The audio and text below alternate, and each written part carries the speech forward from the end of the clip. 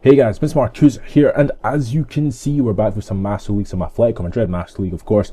Having moved on from Southampton, we're into our third episode of this Master League. And as you can see here, I was sort of changing it about a bit, trying the formation for me, because in the last episode we faced against a team called Eibar, SD Eibar, and we drew with them when we probably should have been beating them, but we decided to change it into a 4-1-2-1-2 formation just to see what could potentially work out here.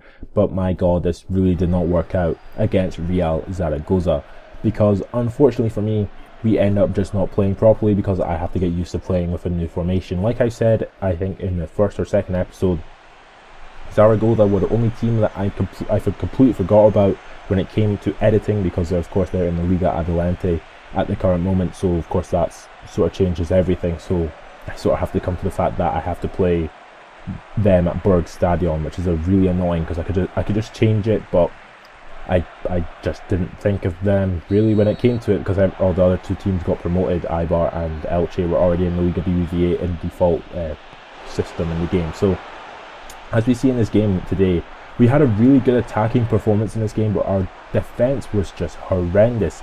As you see in the 27th minute of the match here, Baston on the ball plays in Willie and Jose through on goal, and Jose pops in the back of the net to give Zaragoza a 1-0 lead. Basically when they didn't really deserve it, but they had played quite well. Not that well, but they had played alright. As you see here in Koki in the 45th minute of the match here, runs past about three players, gets a strike away, and it's a really good save from the keeper, because he sort of saves it as the ball has already gone past him, which is like really good. And as you see here, like, you get another opportunity just before the half-time whistle goes, and we actually get basically it's headed off the line, which is ridiculous. As you can see there, 6 shots, 5 on target, dominating, like completely dominating the game. It was ridiculous how much we were dominating. As you see here in the 55th minute though, you get another strike away, and Oblak actually makes a pretty decent save in this one. He actually makes 2 pretty decent saves. But as you see in the 63rd minute of the match here, Alessio Churchy popped up with an absolutely beast of a left foot strike from about 20 odd yards out, which is just really good for Churchy, because he just needs to score more goals for me. He's one of those players that, like, in PES 13 I was just really good with him. This year I hadn't actually got the opportunity to play with him, but in me now playing with Atletico, I actually get the opportunity, which is pretty good for me. But as you see here, slide tackles all over the place, and we end up drawing with Zaragoza 1-0 away from home, and we're already, I think it's 6 points or 5 points behind Real Madrid. So we really need to up the tempo to try and maybe win, like potentially win the league. But I don't think our side is good enough to actually win it, because it's just really not. So into our second match of the day's episode, and it is against the Barcelona, and we had one more match after that against Brissain in the Champions League, which will be a really hard match. But of course, Barcelona, God, they were facing Suarez, Messi, Neymar. Like, it's just going to be ridiculous. And they put Thomas Vermaelen in the back line for them. But like, I've never seen him actually play for Barcelona. He's just like constantly been injured. It's ridiculous. But Barcelona side haven't actually changed that much since like the first season, which is quite interesting to see really. Like, they still have the likes of Dani Alves and stuff like that. And it would be interesting to maybe take them over, like go from Atletico Madrid to Barcelona, just because their team must be quite old now, other than like Suarez, Neymar and Messi. Like, they still play with Iniesta in midfield and stuff like that, and Busquets. So it'd be interesting just to see that as well, to see the ages of the team, to be honest. But as you see in the 10th minute of the match, we end up getting a corner kick from a really good strike. I think it was Zizniak. And Zizniak again gets an opportunity from the corner kick. And it comes to nothing. And basically Barcelona didn't really have an opportunity into Vicente Calderon. They did a lot of passing about. Didn't really do much with the actual ball. As you see there, you only had 1 shot, 0 on target. And as we see here, like, I think it was in just after the 50-odd minute mark, and I get a second yellow card with Jimenez, and makes my life so much harder. And I get I basically get a red card, and it made my life a lot more difficult. But as you can see here in the 80th minute of the match here, Koki runs past with 2 players, gets a strike away, and it's a really good save from Marc-Andre ter Stegen, who is like ridiculously on form here. As you see here, he gets another good save from Andrei Pierre-Zizniak, and it was just ridiculous. It's like, basically they tried to get away in the last minutes of the match here. Thiago sliding out of a sliding tackle on Lionel Messi, injures him, but the referee doesn't really care and just blows the whistle for full time. So 0-0 against Barcelona, which is pretty bad, but I mean, they didn't really do much in the game, and ter Stegen was man of the match. We had 4 shots, 4 on target, sort of what you expect with Real Madrid winning 3-0. But as you see there, we're still 5 points behind Real Madrid, who have lost 1 game this season, won 5. We're still 1-3 and drawn 2, so it's not 1-3 drawn 2, or is it 1-2? No, we've not lost 1. We've drawn 3, 1-2. How do we have 10 points? I have no clue we have 10 points. Well, we must have won 1, drawn 4. So, yeah. Or 1, no, we won. No, I have no clue we have 10 points. Yeah, we have to have won 3 and drawn 1, but that's not right.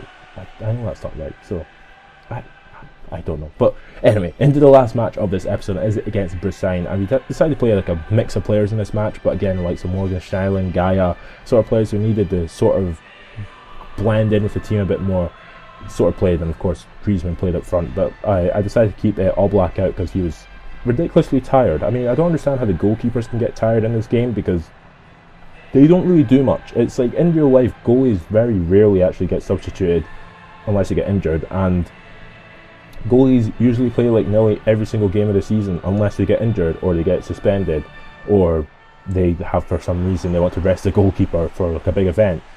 It's really weird, but as you can see from the Brazilian team, I recognise only one player in that team, and that's Aderlan Santos, because I got him in my club.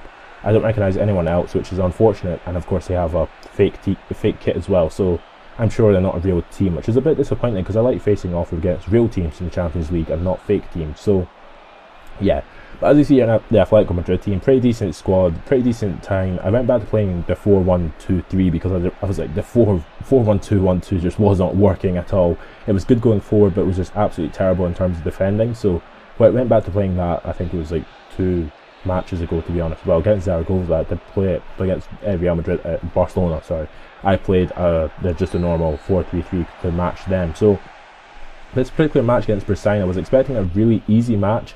It wasn't as easy as you would expect. As you see here in the 10th minute of the match, Griezmann on the ball, gets a strike away. It's a pretty good strike, and it's a pretty good save from the goalkeeper, but it seems he just I can't seem to score from like quite long distance away, which is really poor, because he really probably should be able to score from like quite a distance away, like, well, not in reality really, but yeah.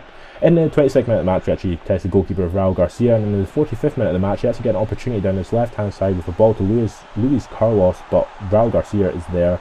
He tries to defend properly. I actually do pretty decent defending, end up passing the ball away, and the referee blows the whistle to signify the end of the first half, which was a 0-0, which was just absolutely horrendous, because for some reason I just cannot seem to get forward in this game with my team. But as you see there, I mean, the front line pressure is just causing issues, because all they do is just pass the ball about in the back line. But as you see here, goddamn big beast that is Fernando Torres runs past 2 or 3 players, pops in the back of the net to give us a 1-0 lead, and it just goes off to celebrate, because he's just an absolute legend.